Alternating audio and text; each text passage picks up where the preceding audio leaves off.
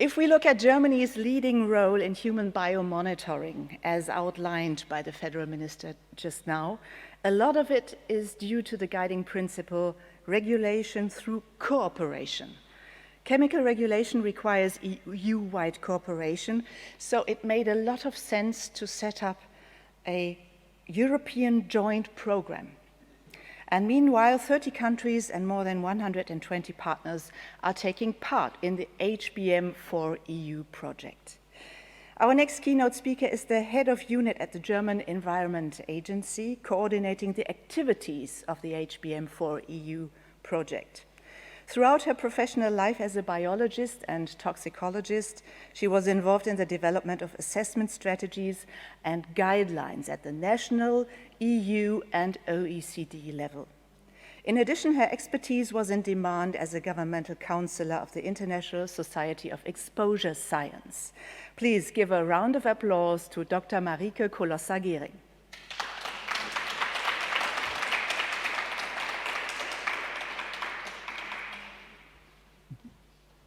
Yeah, well, what a pity that we cannot meet in person currently, but it's a nice opportunity to present remotely.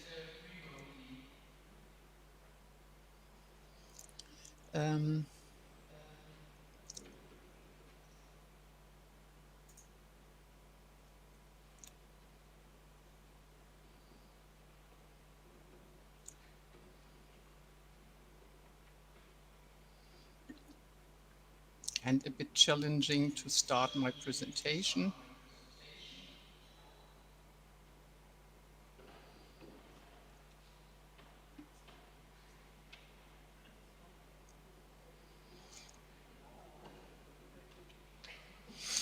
As you can easily see, technical problems can be solved. So, the European Green Deal was introduced by the President of the European Commission, by Ursula von der Leyen, and it says, for the health of our citizens, our children and grandchildren, Europe needs to move forwards toward a zero solution pollution ambition. I will put forward a cross-cutting strategy to protect citizens' health for environmental degradation and pollution, to protect, conserve, and enhance the EU natural capital, and protect the health and well-being of citizens from environment-related risks and impacts. So we in Europe at least base our ambitious political programs on data and facts, and we have several of them: the biodiversity strategy, the new circular economy action, farm to fork, zero pollution, and of course a chemical strategy, which will come out soon. But that means we need data, and we need to push for indicator. We need to monitor ongoing trends in exposure. The Commission ambitions need to be translated into policy, and HBM4EU could serve as a basis against which further activities could be evaluated.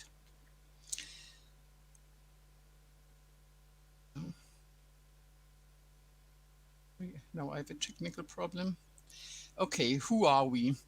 HBM4EU is a joint ambition project of 30 countries and the European Environment Agencies. We have 120 partner organizations who started their work in the preparatory phase since 2015. The project runs from 2017 to 21. Maybe we need extension due to COVID. And we have overarching goals. First is to answer open policy relevant questions as defined by EU services and partner countries. Around these open policy questions, we have developed our demanding research program on exposure and effects. Then we want to give policymakers a fast and easy access to results and data. And we did that in a worldwide unique cooperative approach, integrating traditional and innovative methods and approaches. Human biomonitorings are a bit different from, well, many other studies because they integrate different dimensions: the data, the policy, and the communication. science-based facts for policy making and risk assessment, strengthening the risk assessment. In HBM studies, primarily we support the production of exposure data, and to some extent by our work on effects and the elucidation of more subtle effects, also the effect data assessment for the risk assessment. Then by reporting exposure levels and supplying monitoring data, we deliver results for information of manifold target groups, be it scientists, be it media, be it general public. And we also supply results for voluntary risk mitigation measures, for example, by the industry, if convinced. So and HBM studies open the door for communication with the general public in the first step, of course, because we are in direct contact and exchange with our study participants, but we also develop information on exposure sources and health impacts, from which we can derive recommendations for consumer decisions and behavioral choices, so that we can give competence to the people to decide as far as possible about their own exposures. HBM4EU is a big network, not only at an international level, it's also strengthening the networks at a national level, and that is done by the national hubs. HBM4EU is a network of the grant signatories. 24 of them are ministries or their respective authorities. Then we have 11 research institutes and 6 universities and the EEA. The research institutes and the universities were mandated by the respective ministries responsible for research and HBM programs in the respective countries. The national hubs were built up in all partner countries as far as they did not already exist, like, for example, in Germany. And the national hubs have several very important functions. They review the national needs, they give feedback from and into HBM4EU, and they strengthen the national coordination. So the EU level work of HBM4EU reaches always also out to the national level. And these structures, which we have now developed at the national and the EU level, build an excellent foundation for a sustainable human biomonitoring in Europe, which is apt to further improve the chemical policy. So we are talking about exposure data, and that is why we need to analyze. And for this, in the past, often we could not compare data because we simply did not know if the labs measured correctly. And so we've set up an ambitious human quality assurance, quality control program in which all our partners could take part. These labs have then been interlinked. The quality assurance standards were applied to a series of qualification schemes. And in many countries, we found out that there are qualified laboratories to measure those chemicals exactly, which are of the highest concern according to the prioritization processes in HBM4EU, which were done under inclusion of the EU services and the national policymakers. So, and you can see here the number of qualified labs per country. Countries who have a long tradition in human biomonitoring, as for example, the comparatively small Belgium or Germany, have indeed already more qualified labs than other comparatively large countries who started later. And it's impressive how much competence we have now interlinked and connected in Europe. We've also started to collect data, bring together existing data, produce data, and up to now already 124 metadata sets could be collected for the first and second priority list of chemicals. And you see, for example, for cadmium and or chromium-6, carcinogenic compounds, 66 data sets could be brought together. And here under the link, which I've indicated at the bottom, you can find in IPChem the respective data. And if you look at the map of Europe, we have here a wonderful coverage of our continent. By the way, also Israel is one of our partners, which might be difficult to see on that map. So exposure levels without interpretation are difficult. That is why we develop HBM guidance values, they correspond to internal exposure levels below which health risks are, according to current knowledge, not to be expected. With the HBM guidance values, we can promote the use of HBM data to facilitate communication by interpreting health impacts. And transparency is in this field extremely important. That was why we work as transparent and as inclusive as possible. We developed these values by consulting all national experts via the national hubs in all partner countries and the EU Policy Board to give their input. Well, and these data were derived by experts on the basis of toxicological and epidemiological knowledge.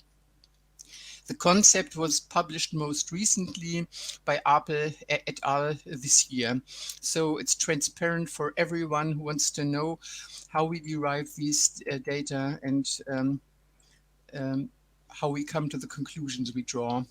So the health-based guidance values for the general population and in some cases also for workers have been derived for a number of chemicals. We have finished health-based guidance values for 5 phthalates and the phthalate substitute hexamoldinch. For a plastic ingredient, bisphenol A for cadmium, we have the consultations with the national hubs completed for other chemicals. The consultation for another 3 is coming soon. And we have planned 5 additional values for the next year's work. So this is very important because if we can estimate the health impact of all levels for the priority substances, it's much easier to use this information also for the communication with policymakers and with the general public. Giving input into policy processes was our major ambition from the beginning on. And already in our year 2, 2018, we supplied input, for example, for phthalates or on flame retardants to respective ECHA consultations or calls for evidence. And the next year, we were already a bit more productive and could give input to ECHA consultation on isocyanates, EFSA consultation on aflatoxins, and requests by a SHARE committee on phthalates in medical devices. This year, we increased our inputs by giving input on pesticides to the directive on the sustainable use of pesticides, input on PFAS for ECHA call, input to farm to fork strategy, EFSA input workshop with the EFSA, where we elaborated on the way how we can more effectively work together. And of course, after very extensive discussions in the management board, we sent our conclusions in a letter to the commissioner. We have also established a rapid response mechanism in HBM4EU work. And so this is an example which I want to show you, because it became obvious that at EU level decisions need to be taken for which often the data are not available. So in 2018, DG Santé asked us to supply information about Cooper compounds, and this was our first rapid response activity. So it might not look as fast as it was from the facts how such data gathering works. So we got in autumn 2018 the request, which we could answer this spring. We could supply 35 HBM data collections from 13 countries, 2 of them from occupational settings and 33 for the general population. And if you consider that producing such kind of data normally takes 5 to 10 years, that was a very rapid response and a very good and effective cooperation to support, in this case, DG Santé. So the letter to the commissioners was important for us because the management board learned in its long years of discussion that some things are very essential for improved chemical policy, and that is one substance, one assessment. Doing assessments across regulatory silos, then we conclude that it's important to explicitly avoid regrettable substitution and to have a closer look at mixture exposures, because we find in human biomonitoring several hundreds of chemicals in the bodies of the participants of the studies which we investigate. And we hope that the commissioners consider this input from this very broad network of scientific and regulatory excellence.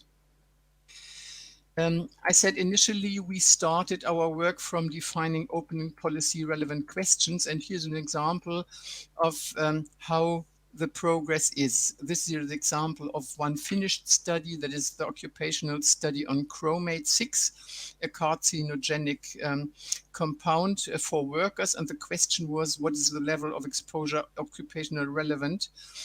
And are there groups at risk? And the answer was all studied occupational groups showed higher exposure than control population, chrome platers having highest level. And the second question was, has the regulation under REACH had a favorable impact, like a reduction of the concentrations? And so, well, former concentrations or information on concentration was missing, but what we found out is that regardless of REACH authorization, chrome plating is still showing elevated exposure, what is not good, especially for carcinogenic compounds. And this is just one example.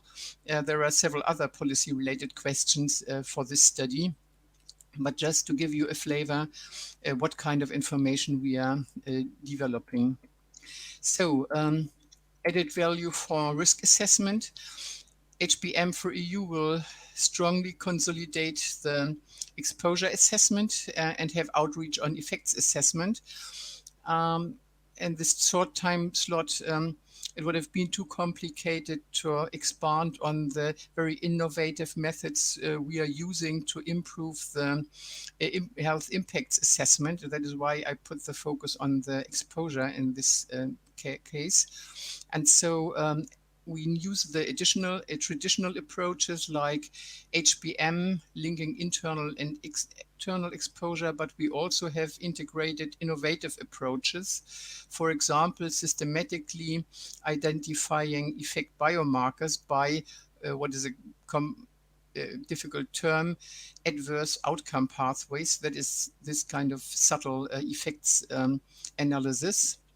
We have also innovatively integrated a target and non-targeted human biomonitoring so that we find the unknown chemicals of concern. We have developed new methods and we will apply in our mixture study specimen investigating 100 children, targeted and non-targeted, and effect marker studies, which were all systematically derived. So HBM and beyond, I said we will maybe have to extend a bit until 2020 to finish all our work and to give the policymakers as fast as possible also access to all the exposure data for Europe. Fortunately, for the midterm, already another project, PARC, is planned. It's a bit bigger than HBM4EU. And in PARC, hopefully, the work of HBM4EU will be continued and further elaborated. But of course, on the long term, we need a sustainable monitoring program to effectively influence regulatory measures by human biomonitoring studies. So thank you very much for your attention. Our gratitude to the HBM4EU Management Board and to all our wonderful partners.